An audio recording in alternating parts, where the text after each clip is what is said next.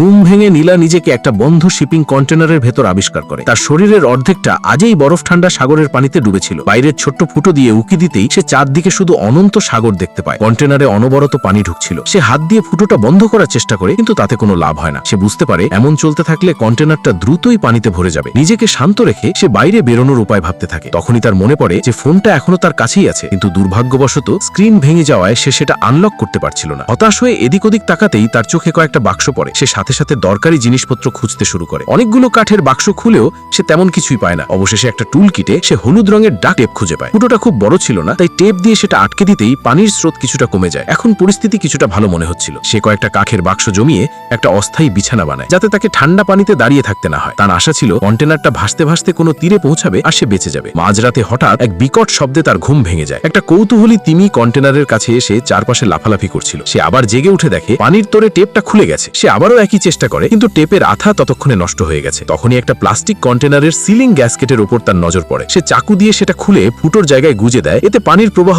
অনেকটাই কমে যায়, কিন্তু বিপদ এখনো কাটেনি। ঠিক তখনই তার মায়ের ফোন আসে। এবার সে কোনো মতে কলটা রিসিভ করে। তার মনে হলো এবার নিশ্চয়ই সাহায্য এসে পড়বে, কিন্তু তখনই একটা বড় ঢেউ কন্টেনারে আছড়ে পড়ে আর তার ফোনটা পানিতে পড়ে যায়। ঘাবড়ে গিয়ে সে অন্ধকার পানিতে ফোনটা খুঁজতে থাকে। ফোনটা সে পেয়েও যায়, কিন্তু পানিতে ভিজে সেটা চিরতরে বন্ধ হয়ে গেছে। হতাশার মাঝেই হঠাৎ সে একটা জাহাজের হর্ন শুনতে পায়। সে সাথে সাথে চিৎকার করতে শুরু করে, কিন্তু জাহাজটা অনেক দূরে থাকায় তার আওয়াজ সেখানে পৌঁছাচ্ছিল না। সে ভাবলো কন্টেনারের ছাদে উঠতে পারলে হয়তো লোকজন তাকে দেখতে পাবে। তার একটা পাওয়ার ড্রিলের কথা মনে পড়ে, যেটা সে আগেই দেখেছিল। সে ওটা ব্যবহার করে আর সত্যিই সেটা দিয়ে লোহা কাটা শুরু হয়। আধ ঘন্টা ধরে সে ছাদে ফুটো করতে থাকে, কিন্তু শেষ মুহূর্তে ড্রিলের ব্যাটারি শেষ হয়ে যায়। ততক্ষণে ক্ষুধা আর ক্লান্তিতে তার অবস্থা বেশ খারাপ, এমনকি সে ভুল ভালো দেখতে থাকে। তবে তার মনোবল ছিল অটুট, কারণ সে জানতো এটাই তার শেষ আশা। সে একটা দড়ি বের করে আর পুরো শক্তি দিয়ে উপরের লোহাটা উপড়ে ফেলতে থাকে। সেই মুহূর্তে সে অসীম শক্তি দেখায় আর অবশেষে লোহার একটা কোণা খুলতে সফল হয়। সে সাথে সাথে উপরে দাঁড়িয়ে সাহায্যের জন্য জোরে জোরে চিৎকার করতে থাকে। জাহাজে থাকা লোকজন তার আওয়াজ শুনতে পায় আর দ্রুত কন্টেনারের দিকে এগিয়ে আসতে থাকে।